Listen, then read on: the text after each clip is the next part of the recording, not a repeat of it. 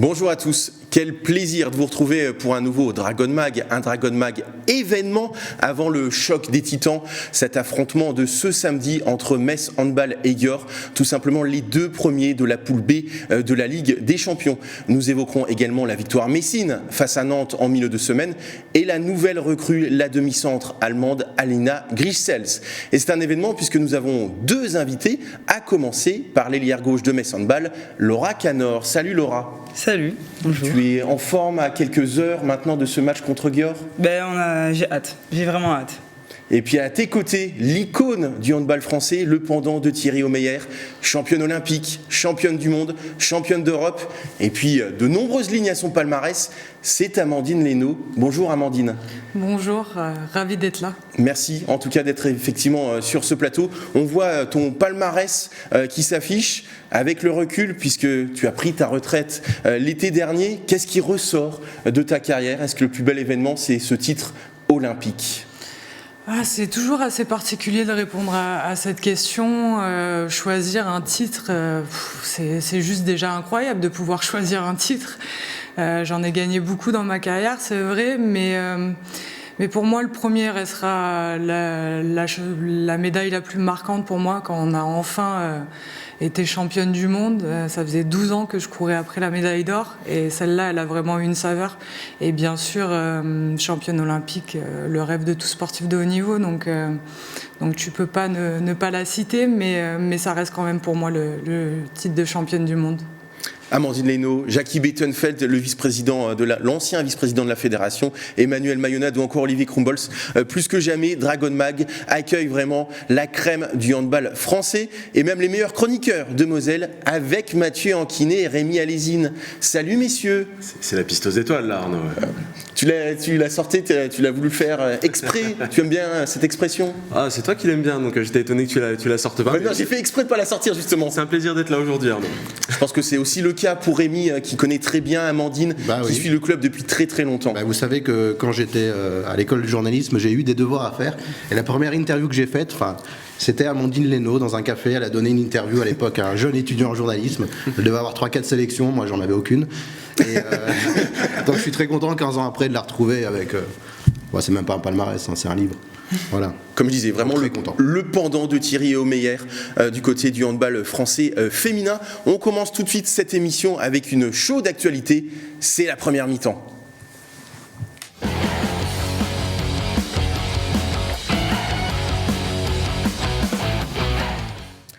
Et Laura, on va revenir sur ce match de milieu de semaine contre les Neptunes de Nantes. Ça n'a pas été facile, ça a été un peu le même match finalement comme contre Paris 92, mais finalement à la fin, c'est Metz Handball qui s'impose 29-24, même si vous avez été en difficulté, notamment face à la défense de Nantes. Nantes, ça reste une bonne équipe, elle est présente dans les 5 premiers. Du coup, on savait que ça allait être un match difficile, surtout en défense, et je pense que dès le début de match, on l'a senti. Après, on a réussi à prendre un peu nos marques en deuxième mi-temps et on a réussi à gagner le match, on va dire. Et en face de toi, tu avais une sacrée cliente en la personne de Nathalie Hagman, 10 buts. Alors, il y a des pénaltys, mais quand même, c'est une sacrée joueuse. Ah non, mais je pense que c'est l'une des meilleures ailières droites du championnat à l'heure actuelle. Vraiment, elle marque énormément de buts et elle est surtout super efficace. Vraiment, elle rate très très peu. Je crois que Camille a arrêté un. À Tadou aussi, on a arrêté un, mais c'est très rare. Elle est vraiment très forte. Amandine l'a mis dans sa poche, c'était en demi-finale des Jeux Olympiques, on s'en souvient, contre la Suède. C'est vrai que Nathalie Hagman, c'est plutôt pas mal. Oui, internationale, avec beaucoup d'expérience. On voit qu'elle se fait plaisir, on voit simplement que le jeu pour elle, elle s'éclate. Le handball, c'est un jeu, donc on le ressent, elle est performante, et puis voilà, elle a de l'expérience, donc elle joue sur tout ça, et elle apporte beaucoup, je pense, à cette équipe de Nantes. Malheureusement, elle quittera les Neptunes en fin de saison, puisque c'est officiel depuis quelques heures. Elle rejoindra le club roumain de Valsea. Amandine, est-ce que tu as toujours gardé un œil sur les résultats de Metz Handball ? Et qu'est-ce que tu penses plus particulièrement du championnat de France, qui est aujourd'hui certainement l'un des meilleurs derrière le championnat hongrois ? Je ne sais pas si c'est derrière le championnat hongrois. Très sincèrement, entre le championnat hongrois et le championnat français, c'est vraiment très très difficile, c'est très disputé. Chaque année, des équipes montent, des recrutements, des joueuses qui viennent de l'étranger. Aujourd'hui, on peut dire qu'en France, on a vraiment un championnat très relevé, avec de très fortes joueuses. Et puis, oui, bien sûr que je regarde toujours les performances de Metz Handball. J'ai commencé ma carrière ici, je me suis développée ici. Donc c'est un club qui compte beaucoup pour moi. Donc oui, j'ai toujours regardé tous les matchs. Et on sait que Thierry Weisman rêvait de te faire revenir avant la fin de ta carrière. Est-ce que ça aurait pu être possible ou finalement tu as fini à Győr et c'était très bien comme ça? Oui, ça aurait pu être possible. Après, les circonstances ont été celles-ci. Je suis restée à Győr, j'avais envie. Et puis, je suis pas toute seule aussi, j'ai une famille. Donc, déménager toutes les années, c'est plus compliqué quand on a des enfants. Mais aucun regret, j'ai vécu des 9 ans à Metz quand même. C'est là où j'ai complètement explosé, c'est là où j'ai appris le sport de haut niveau concrètement. Donc je suis très heureuse d'avoir partagé toutes ces années ici. Laura, toi tu en es à combien à Metz Handball? Peut-être un tout petit peu moins. J'entame ma 8e année et dernière du coup. Qu'est-ce que représente finalement, tu es à côté d'Amandine, qu'est-ce qu'elle représente pour toi? Parce que c'est vrai que c'est un exemple forcément. Oui, c'est un exemple, c'est l'une des, on va dire, des stars de Metz Handball. Je pense que quand on parle de Metz Handball, on parle d'Amandine Leno et ça fait plaisir du coup de dire qu'on a évolué dans la structure où a évolué Amandine Leno, championne olympique et les divers. En tout cas, tu es bien briefé, parce que tu as parlé de structure comme Manu Mayonade. Ah oui, parce qu'il l'emploie tout le temps. Tout le temps.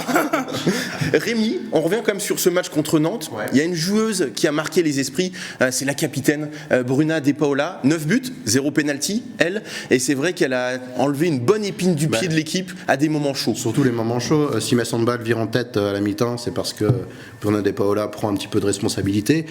Et il y a quand même une grosse alerte. Je pense qu'on est vers la 45e minute, Nantes est devant d'un but et c'est elle qui prend ses responsabilités, qui porte le ballon et qui crée en 2-3 fulgurances un avantage pour Metz Handball. C'est important parce que le bémol qu'on avait quand on faisait le bilan de la première partie de saison, on a dit, c'était pas de la faute du club, mais Metz Handball n'a pas forcément joué les gros clubs français. Là, tu as joué Paris, tu as joué Nantes. Donc tu t'es offert quand même quelques certitudes. Tu as vu que tu pouvais être bousculé et t'en sortir par différents moyens. Parfois, c'est l'expérience. Parfois, c'est le manque d'expérience de l'adversaire. Et parfois, c'est un exploit individuel. Là, pour le coup, alors elle n'est pas toute seule. Bien sûr que si elle est toute seule, Metz Handball ne gagne pas ce match-là. Mais dans les moments chauds, force est de constater que c'est la capitaine et que c'est elle qui a sorti une grosse épine de pied à Metz Handball et qui a rendu la fin de match un petit peu plus facile. Alors Mathieu, on a croisé tous les deux dans les coursives des arènes Jackie Bettenfeld, donc l'ex-vice-président de la Fédération française de handball. Et pour lui, il avait plutôt bien résumé. Victoire collective, mais il y avait Bruna et il y avait également les deux gardiennes, Atadou et Camille, qui ont fait vraiment le travail. Oui, je pense que Camille a réussi à maintenir l'équipe à flot quand c'était un petit peu compliqué en première mi-temps. Elle a fait des arrêts très importants. Elle finit avec 14 parades sur 36 tirs, ce qui n'est pas rien. Elle a été mitraillée vraiment sur ce match. Et puis, elle finit par sortir. Alors, peut-être un peu de frustration. Manu la sort, Manu Militari en deuxième mi-temps, en estimant qu'il y a besoin de changer et de faire autre chose. Et puis, bien, Tadou Sakho qui rentre avec le caractère qu'on lui connaît et qui fait vraiment la différence dans les dernières minutes. Elle aussi, 5 sur 7, c'est pas rien.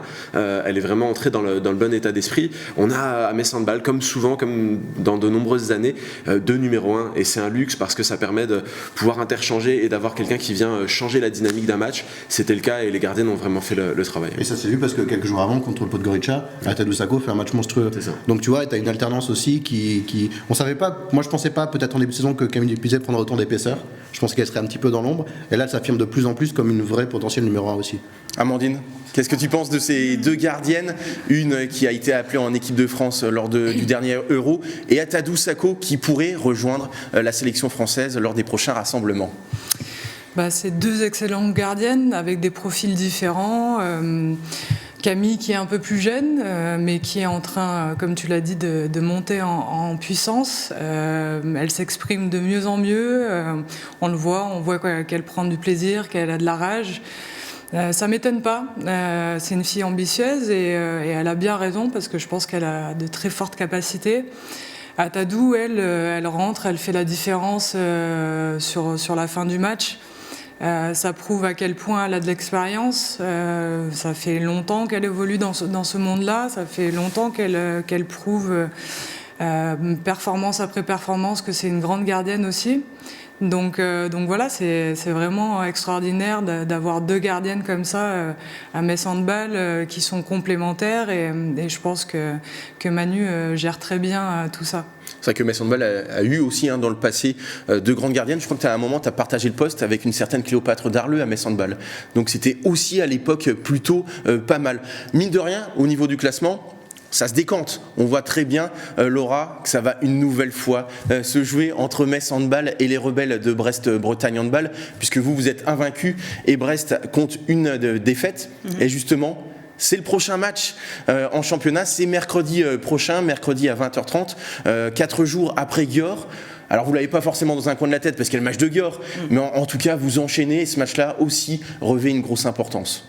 Ben oui, je pense que ça va se dessiner vraiment. Ce match est assez décisif pour elle comme pour nous. Je pense que si on gagne ce match, on a vraiment une belle avance de 2 victoires. Et je pense que si on gagne ce match, ça devrait le faire, je pense vraiment, ça devrait le faire. Alors vous enchaînez vraiment au mois de janvier. Est-ce que tu es comme toutes les sportives, tu préfères enchaîner tous les 3 jours que t'entraîner à fond pendant 5 ou 6 jours avant le match du week-end? Ah oui, bien sûr, parce que les entraînements de Manu, c'est pas les plus faciles, mais non, on aime jouer. Je pense qu'on est à Metz, c'est pour jouer tous les 3 jours et on adore ça. Du coup, on est assez satisfait ici.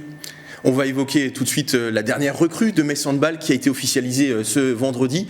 C'est donc la demi-centre allemande et capitaine de la Nationalmannschaft, Alina Grischels, 26 ans. On va voir ses références. C'est la première fois qu'elle va quitter la Bundesliga. Elle a été élue meilleure joueuse, notamment de la Bundesliga 2022. Et je le disais, elle est plutôt fidèle puisqu'elle a évolué au Borussia Dortmund de 2004 jusqu'à l'été prochain, donc 2023. Depuis 2014, effectivement. Amandine, tu l'as affronté il n'y a pas si longtemps que ça avec la France. Qu'est-ce que tu connais de cette joueuse ? C'est une joueuse complète et surtout une joueuse qui est vraiment déterminante. Elle est tranchante, elle apporte du tranchant dans le jeu. Elle n'a pas peur du contact, elle y retourne. Elle a des formes de tir vraiment atypiques qui sont très très dures à lire quand on est derrière. On les voit justement. Voilà, exactement, des tirs en appui qui sont vraiment hyper performants. Je pense que c'est une joueuse qui est montée en charge au fur et à mesure des années. Et aujourd'hui, elle arrive à être déterminante, que ce soit dans les clubs ou en équipe nationale. Je pense que c'est pas pour rien qu'elle a le rôle de capitaine dans cette équipe. Donc, très bonne recrue pour moi, pour Metz Handball, et elle va forcément apporter plein de choses. Laura, toi tu l'as affrontée avec Metz Handball puisqu'elle évolue au Borussia Dortmund. On se rappelle de l'an dernier, 8e de finale. Qu'est-ce que tu en retiens ? Pour moi, c'est vraiment une très bonne demi-centre, parce que je pense qu'elle a une bonne vision du jeu. Et je pense qu'elle va faire du bien à Metz Handball, parce qu'ils ont recruté du coup Hansen, qui est une tireuse de loin, et là, ce sera une joueuse un peu plus de duel, un peu plus, qui a plus de vision. Du coup, je pense que ça va être que du plus, et elle marque énormément de buts aussi, vraiment, elle est très bonne. En tout cas, Mathieu, sur le papier, parce qu'il faudra voir effectivement sur le terrain, au poste de demi-centre pour remplacer Tamir Hacek, c'est super, mais surtout le binôme Jorgensen, Grischels, c'est plutôt pas mal. Il y avait des petites inquiétudes au début du mercato, voilà, le départ de Bruna de Paula, les gens se disaient oulala, on perd une capitaine, on perd une joueuse qui peut évoluer sur la base arrière et comment est-ce qu'on va faire pour remplacer une joueuse comme celle-ci.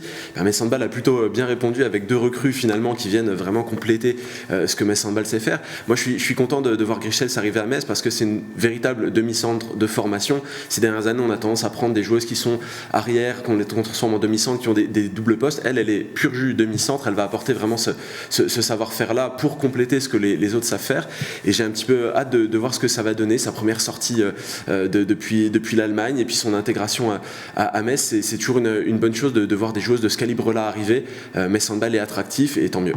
Rémi, sur le mercato messin, il y a Jazz Chambertin, il y a Lucie Granier, il y a donc Grischels, et puis une joueuse que connaît bien Amandine, on va en reparler avec elle dans quelques secondes, c'est Anne-Mette Hansen.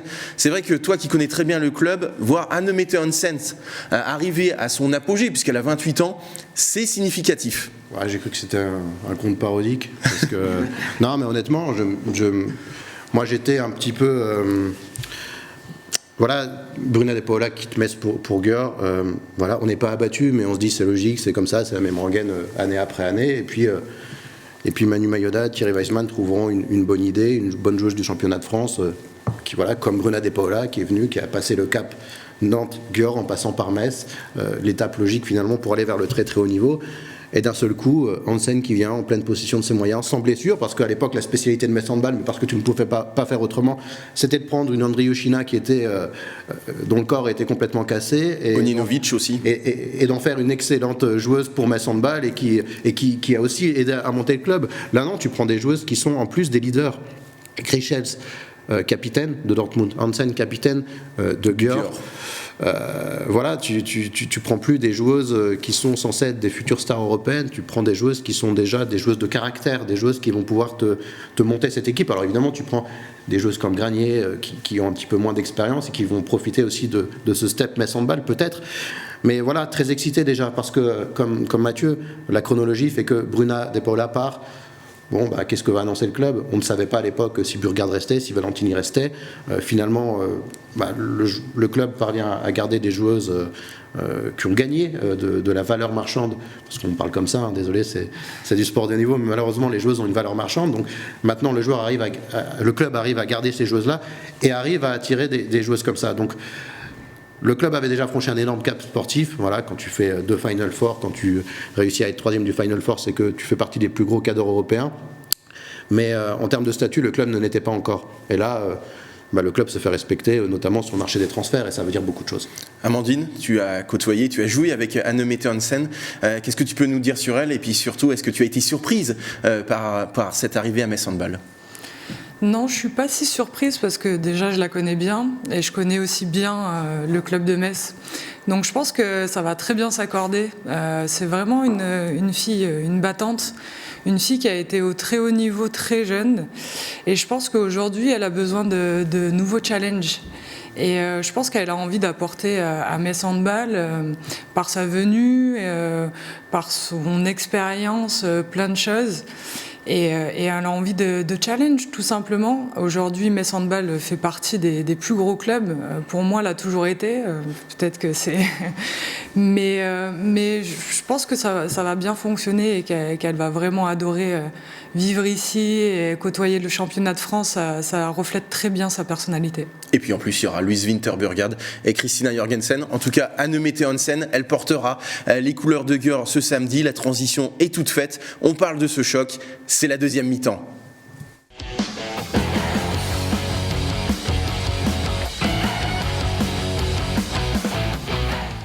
Laura, avant de parler de ce match contre Győr, revenons un tout petit peu en arrière et sur ce match de dimanche dernier contre Podgorica, victoire 29-23, un score qui ne reflète pas là non plus la physionomie du match, puisque Metz Handball a quand même largement dominé les Monténégrines. Oui, c'est clair que le score ne reflète pas la totalité du match. Je pense qu'on a fait un bon début de match jusqu'à peut-être 41 minutes. Où là, peut-être il y a eu un petit changement d'équipe qui a fait que le score a un peu changé, a évolué. Manu a fait tourner beaucoup, c'est vrai. Oui, il a fait tourner beaucoup. Je pense que c'est sur ces matchs comme ça qu'il faut faire rentrer des filles qui ne jouent pas beaucoup pour aussi les garder dans le groupe avec tout le monde. Et je pense que c'est ce que Manu a fait. Après, bon, ça n'a peut-être pas très bien fonctionné, mais je pense qu'il faut continuer à le faire en fait pour les laisser encore avec nous. On va regarder tout de suite, pour vraiment contextualiser ce choc contre Győr, le classement de cette poule B de la Ligue des Champions, pour s'apercevoir que c'est hyper serré entre Metz Handball et Győr.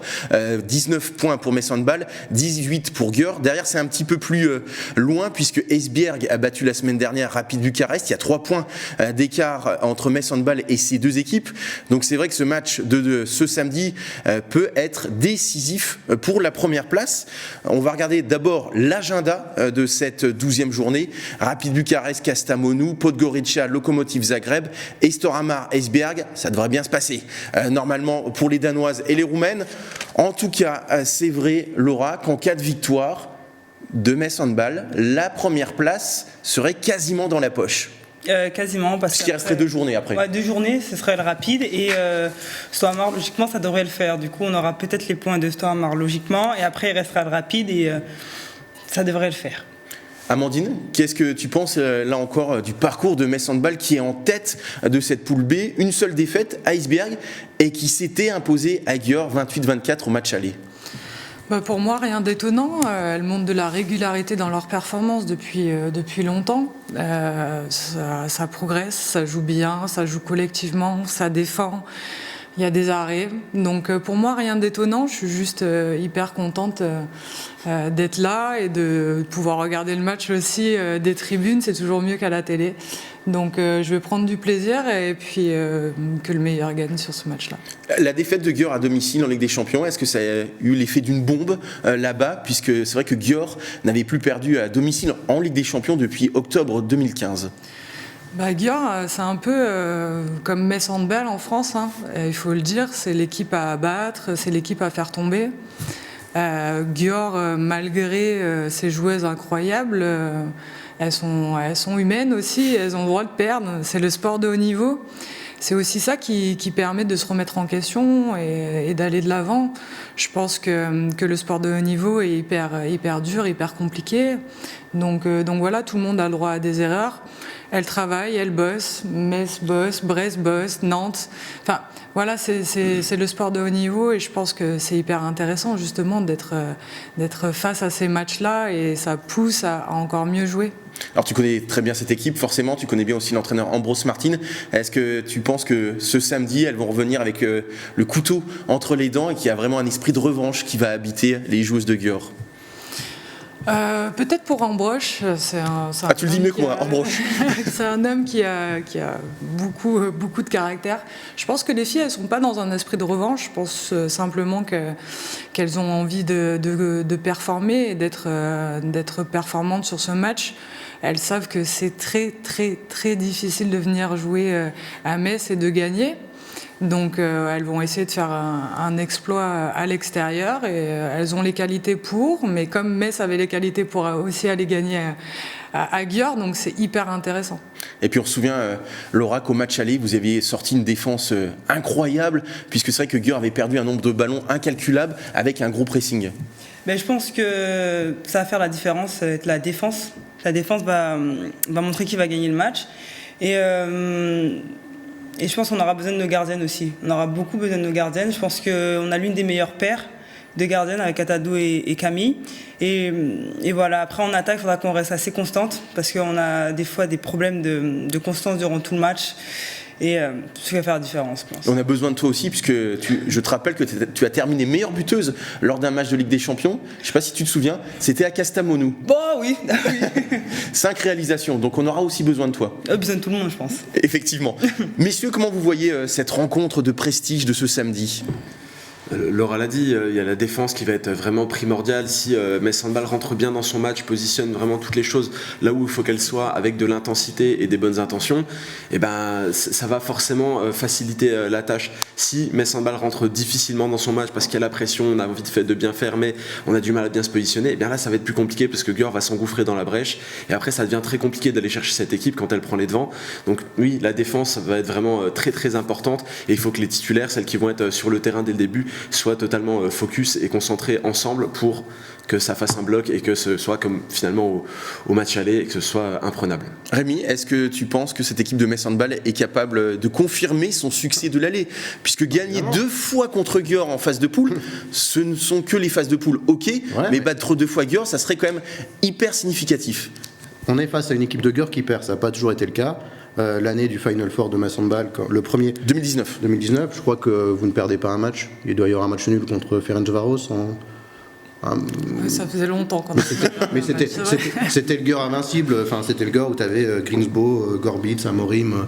J'ai l'impression que ce Győr là est un peu moins dense. Alors il reste monstrueux, c'est une équipe monstrueuse, mais c'est une équipe que Metz Handball a su dompter, que le Rapid Bucarest a su dompter dans sa salle. Donc pourquoi maintenant Metz Handball est plus le petit poussé, hein, ça fait des années, ça l'est de moins en moins. Le match, je trouve que le titre il est bon, c'est Choc des Titans de cette poule, parce que Laura faisait parler du championnat de France tout à l'heure. On a le même parallèle en fait dans cette poule de Ligue des Champions et dans le championnat de France. On a 2 clubs de très très très haut niveau qui semblent se tirer la bourre pour les 2 premières places et on a un quatuor au final. Et c'est ce qu'on retrouve dans cette poule de Ligue des Champions. Voilà, on ne va pas dire que le boulot sera fait parce qu'il restera des matchs dans cette phase et il restera après d'autres matchs parce que maintenant... Bucarest et Storhamar.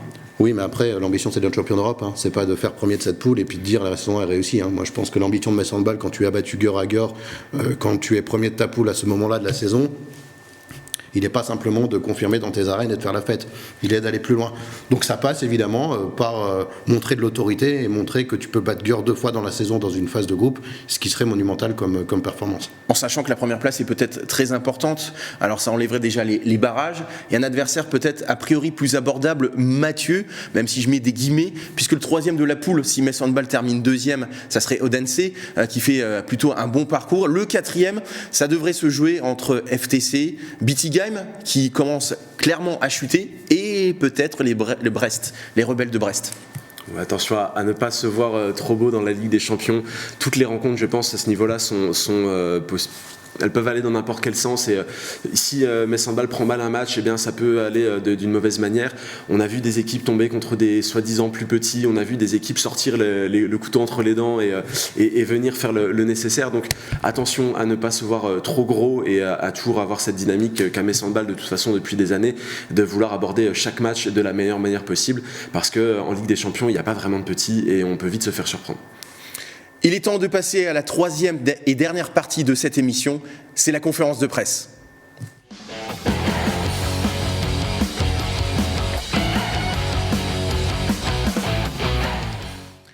Alors on va commencer cette conférence de presse avec toi, Amandine. Alors première question toute simple, est-ce que tu as hésité à un moment donné de continuer ta carrière peut-être jusqu'aux Jeux Olympiques de Paris 2024 ? Puisque finalement ce n'était pas si loin. Oui, enfin, si vous le dites, pour moi, ça me paraissait très très loin. Le sport de haut niveau, ça demande un engagement physique et mental de chaque instant. Et puis c'est pas mal aussi de finir sur championne olympique. Je peux pas faire mieux, donc voilà. Mathieu, je crois que tu as une question très particulière à Amandine. Oui, j'ai un souvenir au Final Four l'année dernière où tu sors du terrain, alors forcément avec de la déception, etc. Mais je ne sais pas si c'était exactement ton dernier match ou ils sont restés encore derrière, mais le public t'a fait une ovation assez incroyable du côté de la salle à Budapest. Quel souvenir est-ce que tu gardes de ça, de ce public hongrois qui porte vraiment aussi Győr ? On parle souvent d'un ogre, mais il y a aussi tout un public derrière, une vraie ferveur. C'est vrai que c'est vraiment en Hongrie le sport et notamment le handball, c'est vraiment quelque chose. Bien sûr que j'étais touchée.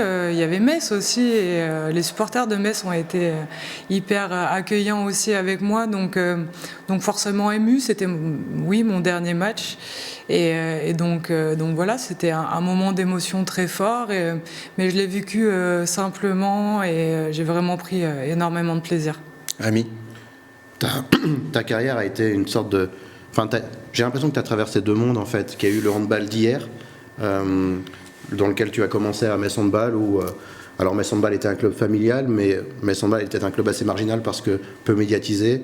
Le handball féminin n'avait pas réussi à rebondir sur le titre mondial de 2003. Et tu termines ta carrière avec plein de titres que tu as su gagner avec l'équipe de France, notamment. On a l'impression que le handball féminin est un peu plus médiatisé. Pas assez.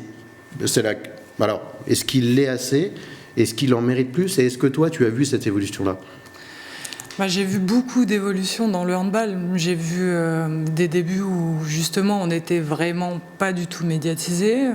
J'ai connu le handball avec l'ancienne génération et puis j'ai connu toutes les transformations, les nouvelles règles, des joueuses physiquement qui se transforment, le niveau de jeu qui va de plus en plus vite. Très clairement, moi je me sens hyper chanceuse justement d'avoir vécu tout ça parce que le chemin parcouru a été long. J'ai mis très longtemps à gagner des médailles, mais je les ai encore plus savourées. Donc voilà, je suis hyper fière de ce parcours-là et hyper heureuse d'avoir pu partager tout ça avec les coéquipières, que ce soit à Metz ou en équipe de France. Alors c'est vrai que la médiatisation du handball féminin n'est certainement pas assez forte. Il y a Dragon Mag, il y a Moselle TV, il y a Handball TV, mais qu'est-ce qu'il faudrait pour changer comme les mentalités ? Puisqu'on a l'impression finalement que les médias, alors il y a aussi nos confrères de beIN Sport, mais que les médias s'intéressent vraiment simplement qu'aux grands rendez-vous, les Jeux Olympiques, les Championnats du Monde ou l'Euro sur TF1 ou TMC. C'est très difficile d'exister, tout simplement, malgré des performances incroyables. On essaye d'exister auprès d'autres sports. On le sait tous, le foot a tout et domine tout.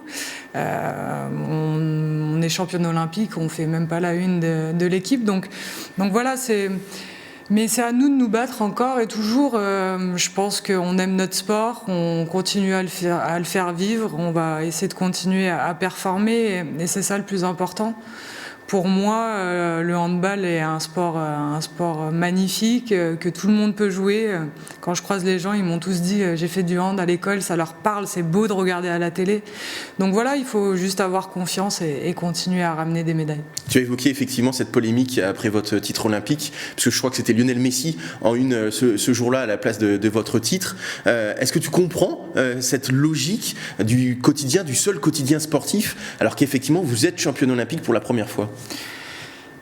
Je suis quelqu'un de professionnel, donc je sais, je comprends. On m'a expliqué, j'ai bien compris tous les termes de tout ça, mais je l'accepte pas, tout simplement parce que le sport est beau, le sport fait vivre des émotions. On est la seule équipe, la seule fédération à avoir eu une médaille olympique chez les hommes et chez les femmes. Je pense que c'était historique et que ça valait le coup de le marquer, mais voilà, c'est comme ça, on ne va pas revenir en arrière, il faut avancer, s'améliorer et performer. Rémi, une question pour Amandine. Tu as parlé tout à l'heure du handball qui a été de plus en plus vite. À quel point tu as dû t'adapter, toi, tes compétences de gardienne pour rester toujours au plus haut niveau? Parce qu'effectivement, quand on voyait un match du début de ta carrière, on a l'impression que c'est pas forcément le même handball. Alors, il était déjà très professionnel, surtout à Metz, mais on a l'impression que le niveau athlétique, notamment des joueuses, globalement, s'est largement amélioré. Et est-ce que toi, tu as dû t'adapter à ça? Ah oui, clairement, j'ai pas eu le choix. Si je voulais exister, il fallait que je progresse. C'est ce que j'ai essayé de faire tout au long de ma carrière. Très clairement, physiquement, il y a eu des gros steps dans le hand. Donc, il a fallu le ballon aller plus vite. Il a fallu que je travaille plus, notamment en muscu, avec des exercices adaptés au poste de gardien de but. Je l'ai vu évoluer, j'ai voulu y rester et surtout je voulais rien lâcher. Donc, du coup, j'ai travaillé et puis j'ai réussi à rester, à faire une carrière quand même assez longue, donc c'est chouette. Cette longévité, justement, tu en es aussi très fière, surtout à ce niveau-là. Moi, je pense que c'est d'ailleurs la chose dont je suis la plus fière. Au-delà des médailles, je pense que la longévité, répéter des performances à ce niveau-là, c'est la chose la plus dure à faire quand tu es sportif de haut niveau. Donc, je pense que d'ailleurs, comme je te disais, c'est ce dont je suis le plus fier. La dernière question pour Amandine, elle est pour toi, Mathieu. Oui, un peu dans la même veine de ce qu'on disait sur la médiatisation. J'ai l'impression que le handball féminin est encore un petit peu fragile. Il y a les cas de Fleury, de Mérignac, et un cas qui t'a peut-être un petit peu plus concerné, puisque tu y étais repassé, c'est Bourg-de-Péage. On a des clubs cette année qui ont des grandes difficultés, certains qui disparaissent, des clubs historiques. Quel est ton regard sur cette situation ? J'en ai vécu pas mal, des situations comme ça. C'est vrai que c'est toujours triste de voir des clubs disparaître, des grands clubs aussi. Historiquement, mais c'est aussi passé par là. J'étais là. Donc voilà, il faut continuer à faire vivre les petits clubs parce qu'on a besoin d'eux. Je pense qu'il y a aussi malheureusement toute cette situation de Covid qui a juste influé sur tout ça et que les clubs n'ont pas réussi à se relever. Il y a plein de circonstances, mais en tout cas, j'espère que cette année, en tout cas, doit être une très très grande alerte pour le handball féminin, pour tous les sports en général. Il faut continuer à soutenir les sports parce que ça fait vibrer les supporters, les gens, et quoi de plus beau que les valeurs du sport. Alors Laura, on va passer à ta conférence de presse, ton moment préféré, je n'en doute pas. On va évoquer forcément ton choix, ta décision de quitter Metz Handball à la fin de saison pour rejoindre Orlan et surtout le Rapid Bucarest. Qu'est-ce qui a finalement fait pencher la balance en faveur d'un départ ? Tout d'abord, c'était pas un choix. On va dire qu'on m'a plus imposé cette décision. Ça veut dire que tu n'as pas eu de proposition de Metz Handball ? Non, voilà, je n'ai pas eu de proposition de Metz Handball. Ils ont préféré faire le choix de Chloé, bien sûr, parce que leur objectif c'était d'avoir une seule pro sur le poste l'an prochain. Et du coup, il fallait bien trouver quelque chose d'autre. Et comme par hasard, Gutiérrez est parti du Rapide. Et du coup, une place s'est libérée. Et ça s'est enchaîné très vite. Après, je pense que en une semaine et demie, c'était, on va dire, réglé, une belle proposition. Surtout le fait de retourner avec Orlan, avec un club aussi qui a de gros objectifs. Je pense que le Rapid Bucarest, on ne le connaissait pas avant cette année. Et vraiment, ils font un très bon boulot. Et ils ont montré beaucoup d'intérêt envers ma personne, ce qui m'a beaucoup fait plaisir, on va dire. Et voilà. Pour nous, pas question de polémiquer, mais forcément, est-ce que tu as un peu d'amertume, de frustration que Metz Handball ne t'ait rien proposé ? Non, pas de. Après, ça fait jamais plaisir de pas être prolongé, surtout dans un club. Ça fait assez longtemps que j'y suis. Je pense que je suis l'une des plus anciennes, mais après, il faut faire un choix. Hein. On est dans un club qui est une entreprise maintenant, et il faut faire des choix. Voilà, pour pouvoir. Je pense qu'ils ont fait ce choix-là de pas avoir de pro aussi, pour pouvoir aussi. Ouvrir leur gamme de joueuses, on va dire. Il y a des joueuses qui sont un peu plus comme Hansen. Je pense que c'est une joueuse qui vaut un certain prix. On va rentrer dans les vrais termes, on va dire, et qu'il faut les sous pour. Et je pense qu'ils ont fait un choix. Je pense que aussi cette année, Chloé et moi, je pense qu'on est une très bonne paire. Vraiment, c'est un grand luxe qu'a Metz Handball d'avoir une paire comme nous. Je sais pas si je me vante, mais je pense qu'on est assez efficace et assez bonne. Et du coup, voilà. Parce que c'est vrai, hein, puisqu'on commente tous les matchs avec Mathieu aux arènes de Metz, c'est pas pour te tirer les pompes, hein, loin de nous cette idée, mais c'est vrai que quand Chloé est un tout petit peu moins bien, tu prends le relais, et c'est vrai que la paire est plutôt efficace, comme tu l'as dit. Mathieu, une question pour Laura. Oui, de ce que tu en dis, donc il y aura une seule professionnelle à Metz l'an prochain. On peut imaginer donc que c'est peut-être Zaliat Amlamali qui va monter de la N1. Je sais que tu as toujours eu un œil sur cette équipe de nationale où tu es passé toi aussi, qui t'a formé. Quel est ton regard sur cette joueuse et sur sa peut-être perspective de monter ? Non, je pense que Zaliata, elle a beaucoup de capacités. Vraiment, c'est une bonne ailière à l'heure actuelle, et je pense que le travail qu'elle va faire avec Manu va lui faire passer un petit cap. Vraiment, je pense que rentrer dans le groupe professionnel, je pense que la N1 c'est bien, mais ça manque comme toujours un peu de structure. C'est pas aussi sérieux, même si ça reste très sérieux. Mais avec les pros, je pense qu'elle va vraiment passer un cap. En plus, je pense qu'elle sera bien entourée, parce que on va dire que c'est la petite d'Atadou. Du coup, je pense qu'Atadou saura un peu la régler et lui montrer le bon chemin. Et je pense que ça peut être que du plus pour Metz. Rémi, avant de poser une question à Laura, peut-être ton analyse sur ce que vient de dire Laura. Est-ce que finalement, Chloé et Laura, parce que je ne pense pas que Laura soit le salaire le plus mirobolant de Metz Handball, est-ce que ce binôme-là n'aurait pas pu continuer en ajoutant effectivement une joueuse du centre de formation petit à petit ?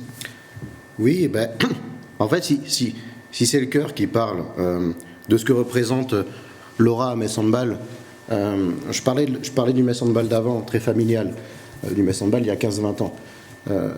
C'était un Metz Handball qui n'existait pas non plus sur le plan européen. À un moment donné, tu ne peux pas concilier l'hyper-familial et l'hyper-compétitivité. L'hyper-compétitivité t'oblige à faire ce genre de choix qui sont des crève-cœurs, peut-être pour le club, mais en tout cas pour les observateurs, les supporters, ça l'est. Quand Grazadi, Méline Nokandi, Orlane Canor, Laura Canor quittent Metz Handball, on a l'impression de perdre un membre de sa famille, parce que ce sont des joueuses qui ont commencé là. Et puis c'est vraiment la fin d'une génération. Donc il y a un côté affectif en plus, et en plus ton départ à toi symbolise la génération des Guadeloupéennes, voilà, ce fameux trio. Team. Parce qu'en plus ce sont des joueuses qui symbolisent quelque chose, mais ce sont des joueuses de très très haut niveau. Voilà, on ne perd pas une joueuse parce qu'elle est mauvaise. Quand on voit Laura Canor, quand on perd Laura Canor, on perd quelque chose qui sportivement a de la valeur sur le plan européen. Après, quand tu fais le Final Four plusieurs années de suite, quand tu commences à battre des équipes comme Geur, tu dois faire des choix. Et les choix dans les années très récentes de Metz Handball, ils sont souvent des choix gagnants sur le plan sportif. Alors c'est très pragmatique, hein, ça paraît très froid ce que je dis, mais malheureusement c'est la réalité sportive aujourd'hui.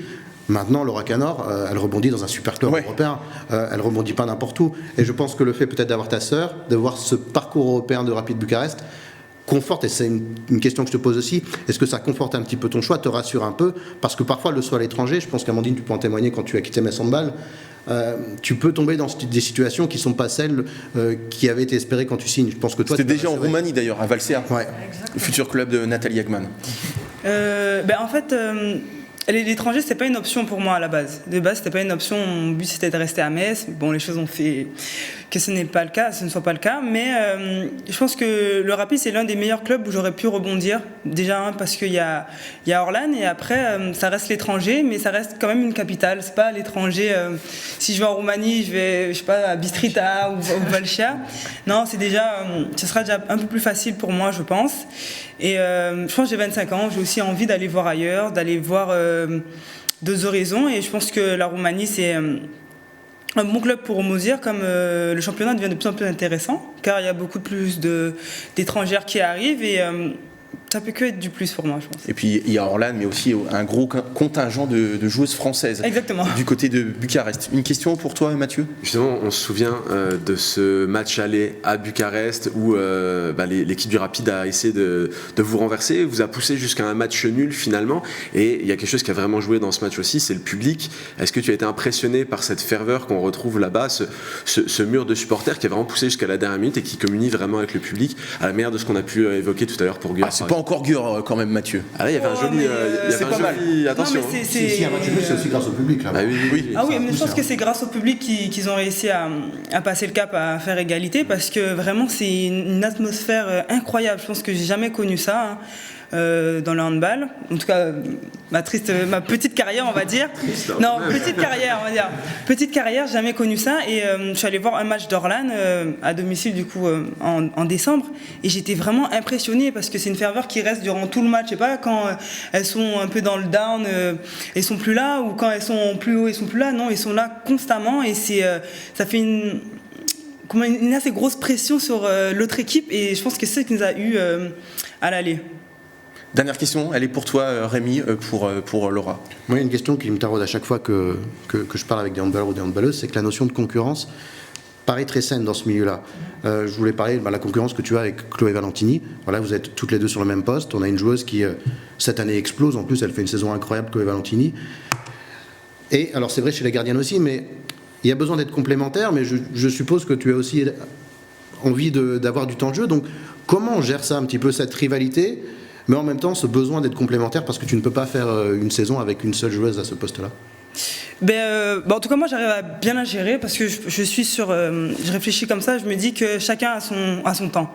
On va dire que si Chloé elle est au top à l'heure actuelle, j'espère que quand elle sera dans un moment moins bien, que je serai là en fait pour la suppléer ou pour faire ma place, et on arrive bien à gérer comme aux entraînements.